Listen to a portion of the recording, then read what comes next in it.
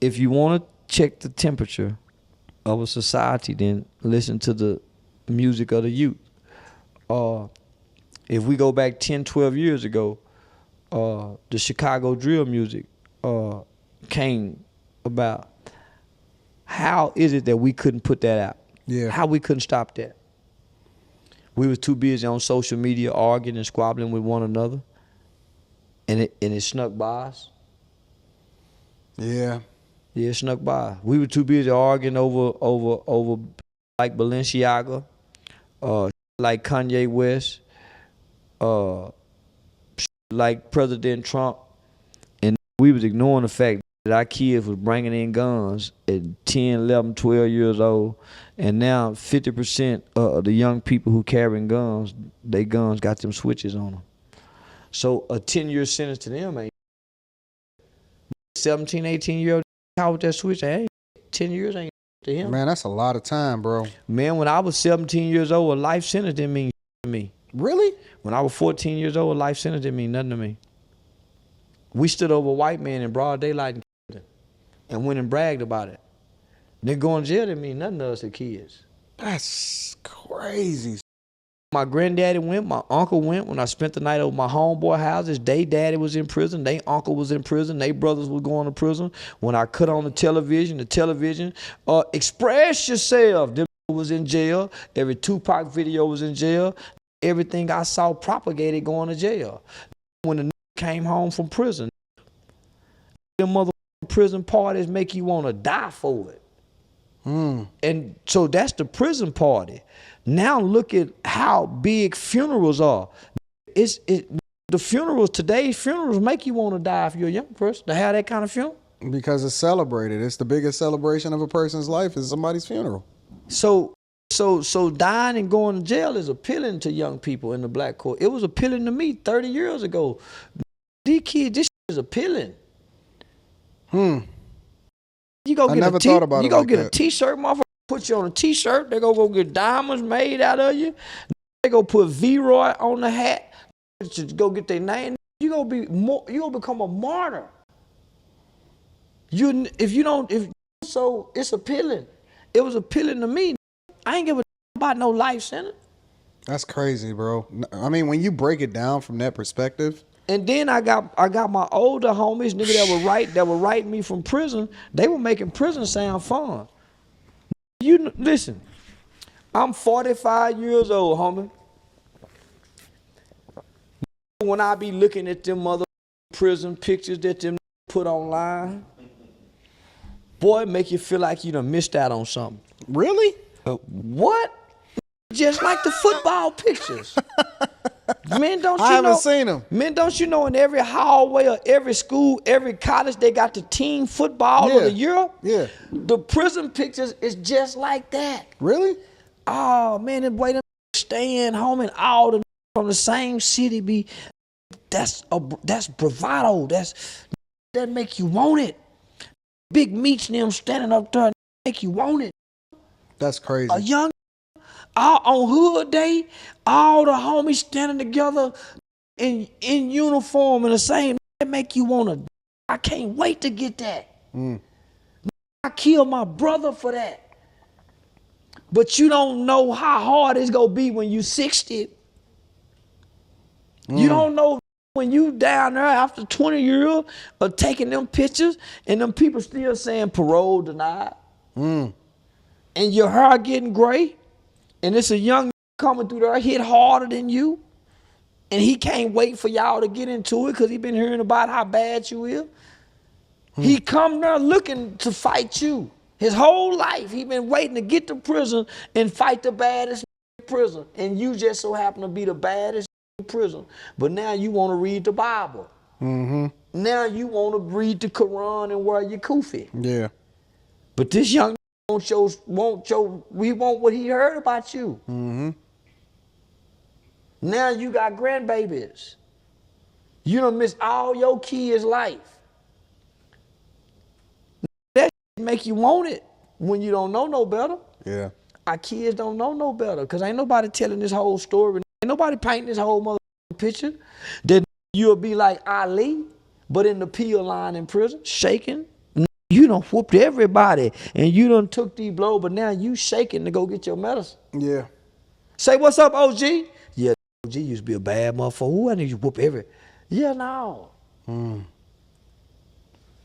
That's insane, bro. So now, I see why the young don't give a damn about dying. I know a young, may God rest his young soul. He was 16 years old. They called him J-Dub. He was a serial killer. At 16 years old. Man, that shoot grown folk. Yeah, you say his name in a rap song and I see that you getting shot. He was a hell of a little motherfucker. But they kill him though. Did they pay the Mexicans to kill him? He was such a little bad motherfucker. Crazy. But when they kill him, they found him with his face wrapped up with a mask with an AK next to him. Cause he was going to go kill some more people, but he just didn't know he was being killed too. Now his body, this live on Instagram, on Facebook, all this went viral. He had 2 caskets. They called him the Prince of the East. He had 2 caskets, and all the little kids love him. Can you imagine how they want that same kind of funeral? They made him out like my man from The Wire. Man, can you imagine? I don't even remember my man's name from The Wire. Omar. He was worse than Omar. Omar He was coming. sick. Man, this little boy went into a club and shot a grown mother. When he did that, I went to city council on his. Y'all can get his goddamn. No, I went to city council on that little mother. Yeah, I went to city kids, mom and everybody hate me, but no, I went to city council on that mother. Y'all got no, but he a kid. That dude a monster. Man with an undeveloped brain, there's no way he could possibly be a monster. He just mimicking and reflecting the environment. Children mimic what they see and repeat what they hear. I grew up with who killed their mothers and their fathers, and I tell you right now today, it's impossible for a 16-year-old to be a monster. You don't think so, see? I grew up with them. I spent my whole entire life from 14 to 21 with kids who killed. I ain't grow up with who stole. I didn't grow up with dope dealers. I didn't grow up with hustlers. I grew up with kids who had killed. My first roommate killed his mama and his daddy. And I'm telling you, there's no such thing as a cold-blooded child or a child that's a monster. One of my closest friends, they swear up and down he a monster. He stabbed his next door neighbor 93 times. That's a lot of stabbing, bro. Cause you know it gets stuck in bone. I can't even do that 93 times, homie. But he wasn't no monster. He was a good kid, homie. His daddy used to beat him. He was 5 years old. He said he had his first homicidal thought when he was 5 years old. His daddy was a mixed martial art instructor.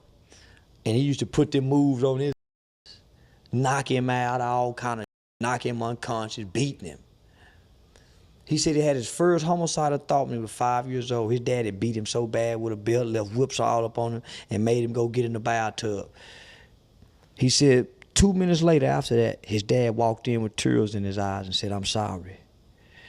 I said, "Boy, just think if he could have caught you before you had that first homicidal thought."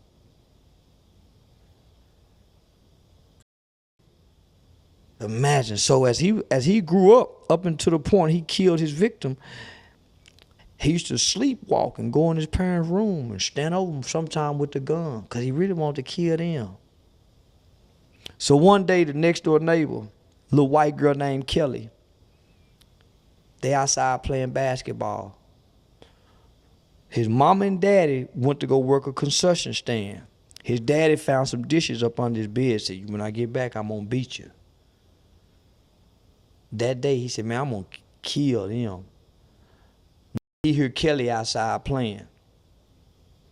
He go out there and play with her. All of a sudden, she said, "I gotta go in. The phone ringing." He didn't hear the phone ring. This is a 12-year-old kid, homie. He feeling rejected.